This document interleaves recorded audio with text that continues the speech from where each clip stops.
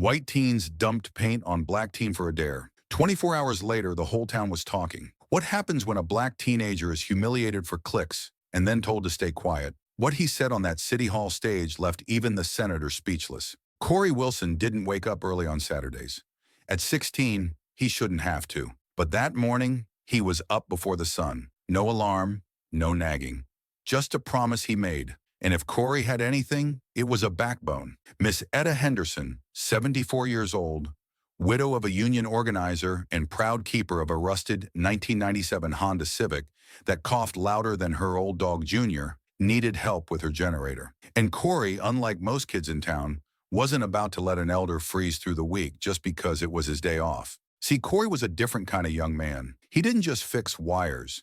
He listened. Listened to stories about marches and picket lines, about how Miss Etta once locked arms with Shirley Chisholm, about how colored was scratched out on restaurant signs but not in people's hearts. While other boys chased TikTok trends, Corey soldered truth into every circuit board he touched. That's why they hated him. Not just the boys at school, but the whole idea of Corey. A black kid who gave more than he took, who could look an elder in the eye without flinching, who did good and didn't advertise it. No hashtags, no likes, just dignity. His Uncle Junius's shop, where he spent his weekends, wasn't just a garage. It was a cathedral of black ingenuity. Half-built radios, grease-splattered blueprints, soldering irons buzzing like insects in the heat, a cardboard box labeled "Touch and it might explode," and a wall covered in sepia-toned photos. Black inventors, activists, auto mechanics who built empires from bent metal and grace. It was there Corey got down on one knee and rebuilt Miss Etta's generator. For free, no deal, no discount, no GoFundMe, just because. "You ain't an engineer with a fancy piece of paper," she said, gum smacking and smiling through a missing front tooth. "You an engineer with a soul." Corey was about to thank her when he heard it. Laughter outside. Not the good kind. Not the kind that warms a porch. No, this was that thick, mean cackle, the kind that spills from the mouths of people who've never had to ask for anything. He looked up.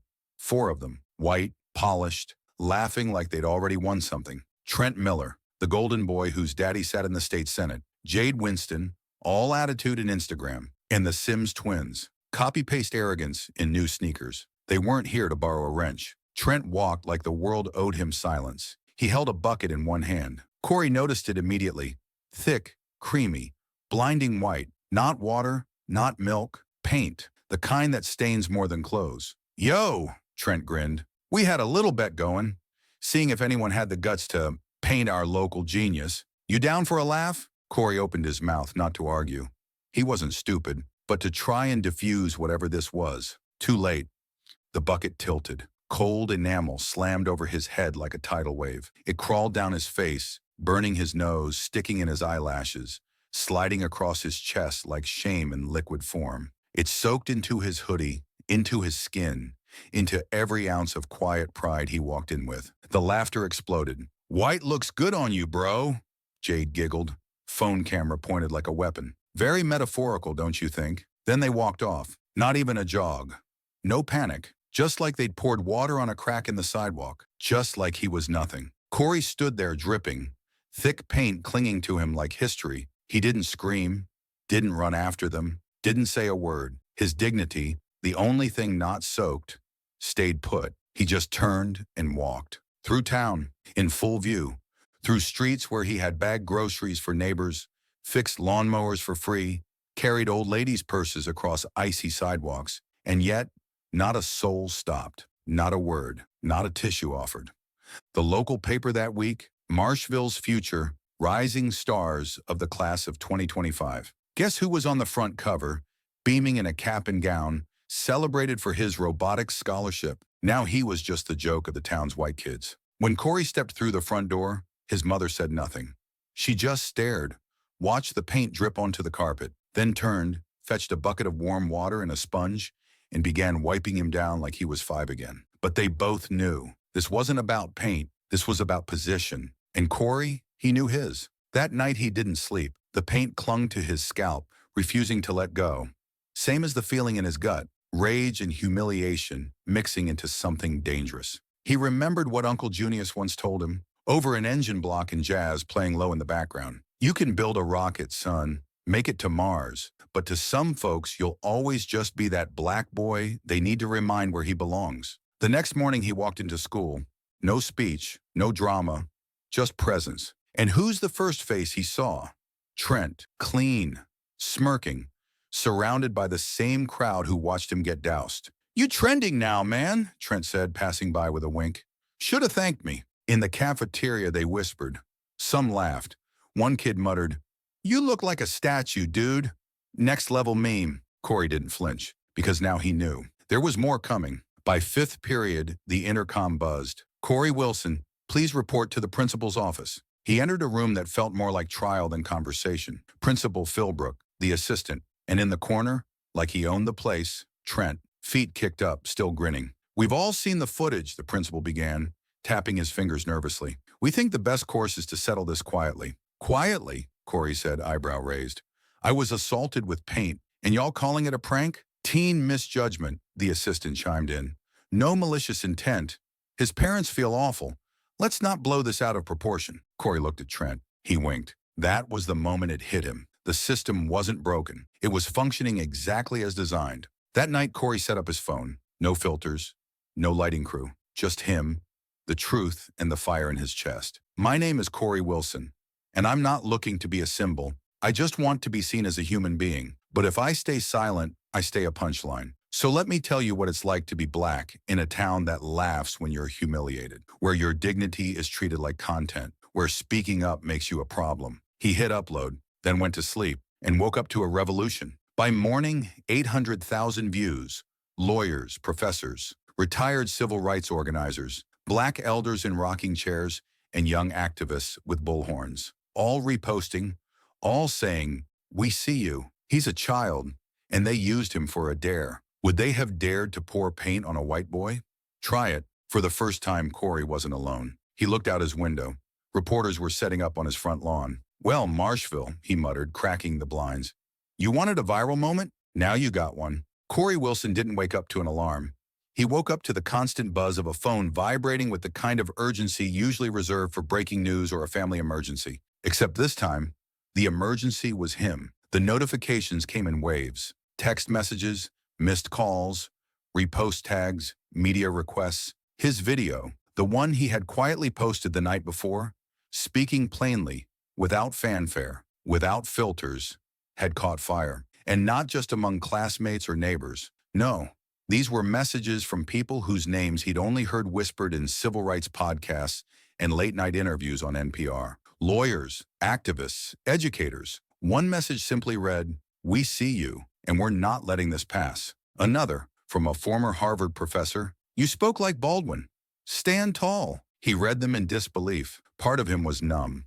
Another part wanted to believe this meant something had shifted, but there was no time to bask in any of it, because none of that mattered at 8:03 a.m. when he stood in front of his mirror, trying to decide whether to wear that same dark blue button-up he always wore when he needed to feel steady. He picked it, with the clean jeans, and his old sneakers that had survived rain, heat, and one minor kitchen fire. He needed armor, not for war, for walking into a building full of people who now saw him as either a symbol, a threat, or worse, a trending distraction. The walk to school felt different. At the corner near the flagpole where kids usually loitered with breakfast tacos and half-zip backpacks, 3 adults were waiting. One had a camera, the other 2 wore press badges. One local, the other a sharp-dressed anchor from an Atlanta station. The woman held out her mic, polite but firm. "Corey, would you like to comment on the situation?" He didn't blink. "No, ma'am, I'm here to learn." And he walked past, straight, calm, no drama. But inside he burned. Not with shame, not anymore, but with heat, that quiet kind that sets things in motion. Inside the school, the atmosphere had shifted. You could almost smell it in the air, tension mixed with disinfectant and barely concealed anxiety. Teachers glanced at him like he was radioactive, not hostile, just afraid. Afraid of saying the wrong thing.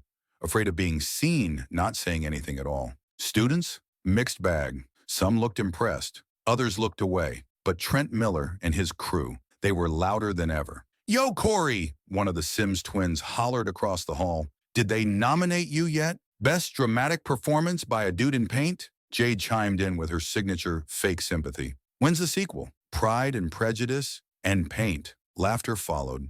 The hallway echoed. Corey said nothing, not a word. But his silence wasn't weakness. It was intention. Because he understood now, this wasn't about kids being cruel.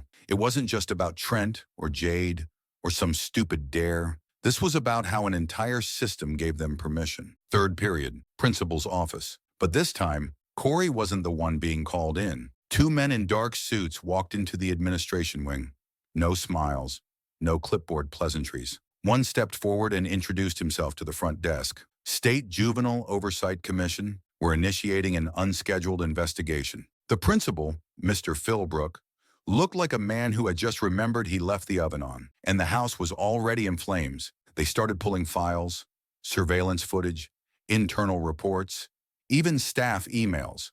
And then came the twist no one expected. They found something buried in the school's digital archive. A private message from Trent to Philbrook. Trent, fix this. My dad's got this if needed. Philbrook, handled. Just keep that kid quiet. It was all there. By the time the investigation team left, copies had already made it to the press. And when the press gets a hold of proof like that, the game changes. The next day, over 100 people stood outside the school gates. Black parents, elders from local churches, students from the community college down the highway, retired teachers with signs that read, "Corey is us. We stand with the truth." Enough silence. And when the crowd grew, the media doubled. Helicopters, satellite trucks, interviews in 3 languages. This wasn't just a school story anymore. This was about how a quiet town tried to brush a boy under the rug and failed. The school board scrambled. They issued a statement calling it a regrettable misunderstanding. The senator, Trent's father, held a brief press conference and stated that his son, like all young men, is still learning. Mistakes happen. Mistakes? Pouring paint on a teenager and laughing like you've discovered fire? That's not a mistake. That's a message, written in brush strokes and cowardice. Corey sat at home, on the couch next to his mother, watching it all unfold. She didn't cry, but she held his hand the whole time, tightly, like she was squeezing decades of silence into that one grip. When a reporter replayed the footage of Corey's walk across town, covered in paint, head held high, her jaw tensed. She didn't need to say anything. The room was already full of understanding. By the third day, everything accelerated. The school came under formal investigation by the education commissioner. The district supervisor suspended the principal pending review. Even the FBI opened a file because apparently civil rights violations don't get swept under the rug when the rug catches fire. And while the officials scrambled for statements, the people of Marshville made their own. One church withheld its donations to the school system. A popular cafe, where Jade's father worked, saw orders plummet overnight. A veteran history teacher quit midweek, saying in an open letter, "I cannot teach the Declaration of Independence in a school where independence only belongs to the white kids." The dominoes kept falling. And yet, Corey remained still, quiet, focused, because he knew what was next. Midweek, the town's official government website published an announcement. Emergency Town Hall. Incident at Marshville High School. All citizens welcome to attend. Scheduled speaker, Corey Wilson. He hadn't requested it. They had invited him. "Are you going?" his mother asked. "I don't know," he answered honestly. "I'm not a speaker. I'm just a kid with a soldering iron." "No, baby," she said, cupping his face. "You're a kid with a voice. And if you don't use it, they'll speak for you." That evening he practiced. Once, twice, then stopped, closed his notes, sat in the quiet. He didn't need to memorize anything. The words were already tattooed on his skin. The next morning he dressed slow. Not for the cameras, not for revenge, for the record. He stepped out the front door, not as a victim, not even as a hero, but as a witness. And for the first time, the town was ready to listen. City Hall never looked like much. A chipped concrete box with a faded flag that clung to its pole like it was tired of flying. The steps creaked under the weight of too many promises, and the inside always smelled like paper and silence. For generations, folks had walked through those doors, hoping things might change, only to leave with nothing but a pamphlet and a sigh. But that night, the air was heavy. Not from weather, from presence. The hall was full, packed. Not with the usual row of polite attendees sipping lukewarm coffee. No, these were people who had learned to expect nothing and still showed up. Black grandmothers in Sunday hats they hadn't dusted off in years. Teenagers in say-their-names shirts, phones at the ready. White allies standing shoulder to shoulder with folks they once only nodded at in the grocery store. Even a few teachers from Corey's school were there. The very same ones who had said nothing when it mattered most. The room wasn't just full of bodies, it was full of intention. And backstage, behind a cheap curtain that barely covered the entrance to the podium, Corey Wilson stood perfectly still. He wasn't trembling, not because he wasn't nervous, but because something inside him had shifted. The silence in his chest wasn't fear, it was clarity. His mother stood beside him. She didn't say much, just gave a nod. The kind of nod that said, "Don't perform, don't entertain. Speak like you're the last one left with something to say." Out front, the county prosecutor was already talking. Droning, really. His words were safe, clinical. Breakdown in communication, institutional gaps, staff training modules. Corey whispered to himself, almost involuntarily, "Mistakes." They love that word. Mistakes. Like I'm just some typo they can erase and rewrite. And then his name was called. He stepped out. The floor didn't creak. It groaned. The air thickened. People turned. Phones lifted. Eyes locked in. The microphone was too tall. He didn't adjust it. He just exhaled, then spoke. "My name is Corey Wilson. And no, I'm not an activist. I'm not a politician. I'm not the son of anyone important. I'm just a black teenager who got doused in white paint because some kids thought it'd be funny, something to post, something to laugh at." A whisper ran through the crowd, real and raw. Not shock, recognition. This wasn't a prank. This was a ritual, a reminder, a message that no matter what I build, no matter what I earn, I'm still a target. He paused. The silence wasn't uncomfortable. It was electric. When I showed up to school after that happened, nobody said, "We're sorry." Nobody said, "This was wrong." They said, "Don't make it a big deal." They said, "Let it go." Like my skin is supposed to absorb both pain and humiliation, and then smile through it. In the front row, Trent sat next to his father. Senator Miller didn't blink, stared forward like he was at a baseball game he didn't want to be at. But Corey noticed his fingers, tapping, anxious on one knee. "You all want to talk about systems now," Corey continued. "Policies, culture shifts. But where were you 3 days ago when I was expected to sit next to the same boys who humiliated me like I was a prop?" He turned slightly. Not dramatically, just enough to run his fingers across the mic stand. "I don't want revenge. I don't want clout. I want my future nephew, 10 years from now, to walk into that school knowing that his dignity isn't a joke, that his skin isn't a threat, that silence isn't his only option." That was the moment. The room broke into applause, but Corey didn't smile. Because he hadn't said it for them. He'd said it for himself, for Miss Etta Henderson and her old Honda, for Uncle Junius and his dusty soldering iron, for every quiet moment where he could have looked down and chose not to. The next day, Marshville lit up. The county prosecutor issued a new statement. The case was being reclassified.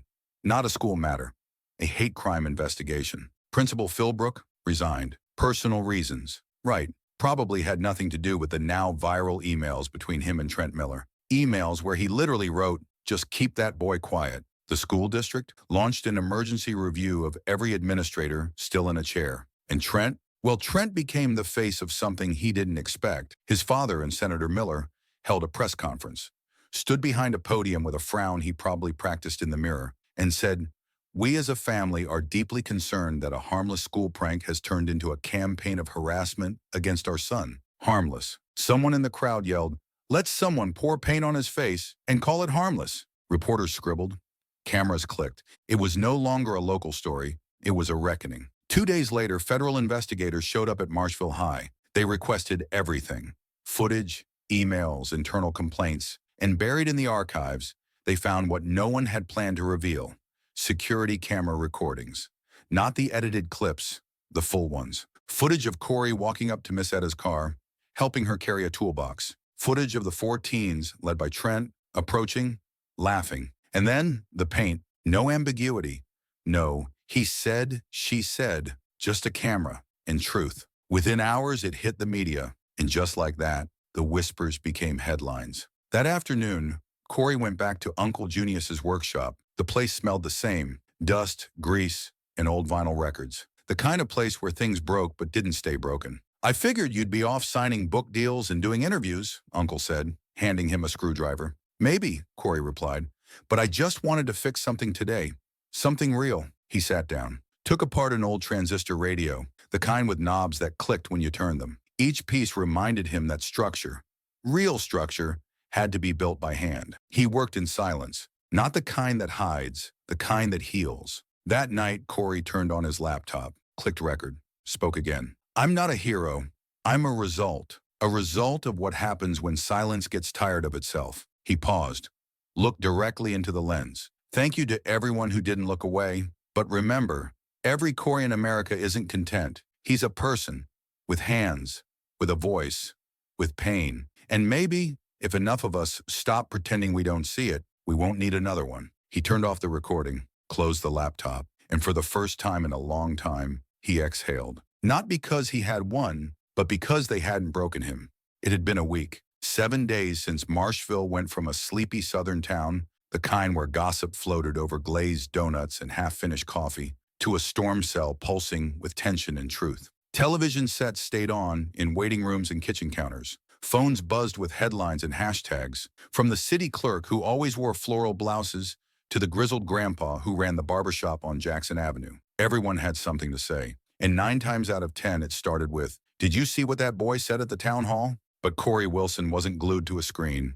He was walking his halls, living his real life. And that life, it wasn't polished with network lights or morning show makeup. It was walking into school and feeling 1,000 eyes pivot toward him like searchlights. Not with laughter this time, not even with open mockery. No, this was something different. Fear.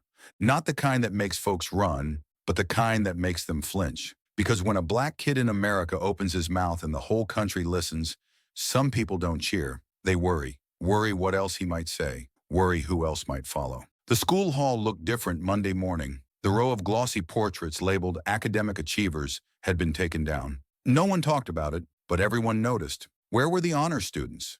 3 of them, Jade and the Sims brothers, were under disciplinary review, temporarily suspended. No sports, no clubs, no prom committee selfies. And Trent?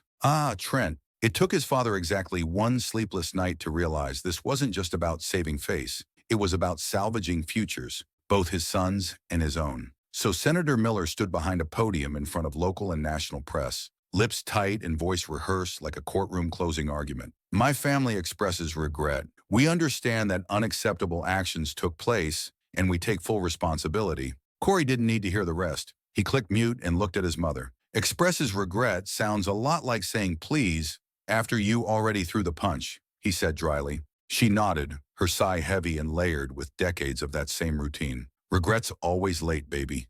Always arrives after you stopped waiting. The next morning, a new display appeared in the school hallway. No grand banners, no slogans in bold caps. Just a single photo, Corey in his coveralls, grease on his palms, smiling as he handed a toolbox to Miss Etta Henderson. Below it, a simple caption, "The voice of change." He didn't stay silent, and it changed everything. Someone tried to rip it down before lunch, didn't get the chance. Mr. Reynolds, the same history teacher who once danced around the topic of race like it might burn his tongue, stood guard like a granite monument. Touch that poster, and you'll be writing a 12-page report on Brown versus Board, memorized and recited. Clear? Corey passed by the scene. He didn't smile, just nodded. He didn't need protection, but for once, seeing someone stand with him, not just for him, meant more than applause ever could. But the most unexpected turn, it didn't come from the school board or the courtroom. It came from the shop. Corey was under the hood of an old '76 Chevy, same as every weekend, tightening bolts and minding his own, when the bell above the garage door jingled. The man who stepped in didn't look local. White, mid-30s, pressed slacks, clipboard in hand. "Mr. Wilson?" he asked politely. Corey looked up, wary but curious. "I'm Jason Green. I work with the Youth Civic Initiative Institute. We'd like to invite you to join our annual program, Voices of Tomorrow." Uncle Junius glanced up, wiping his hands on a rag. "Voices of what now?" "It's a leadership fellowship for teens who've demonstrated courage and civic engagement. Your nephew inspired people across the country." Corey stayed silent. Jason added, "We offer scholarships, university connections, mentorship. We believe young voices like his are shaping a better future." He placed a business card on the workbench and left. Corey stared at it for a long moment, then gently set it aside. Uncle raised an eyebrow. "You not excited?" "I don't know," Corey admitted. "Feels like everything got too loud, and all I wanted was not to be covered in paint." Uncle Junius leaned against the table, voice low. "Son, sometimes you don't pick the moment. The moment picks you." That night, Corey turned his camera back on. No script, no makeup, No fancy lighting, just him. Again. I'm not a hero. I'm not some brave soul marching on Washington. I'm a kid who got tired of being quiet. Thank you to everyone who stood with me. But this ain't about me. He took a breath. This is for everyone who's ever believed their voice didn't count. It does. Your voice is a hammer.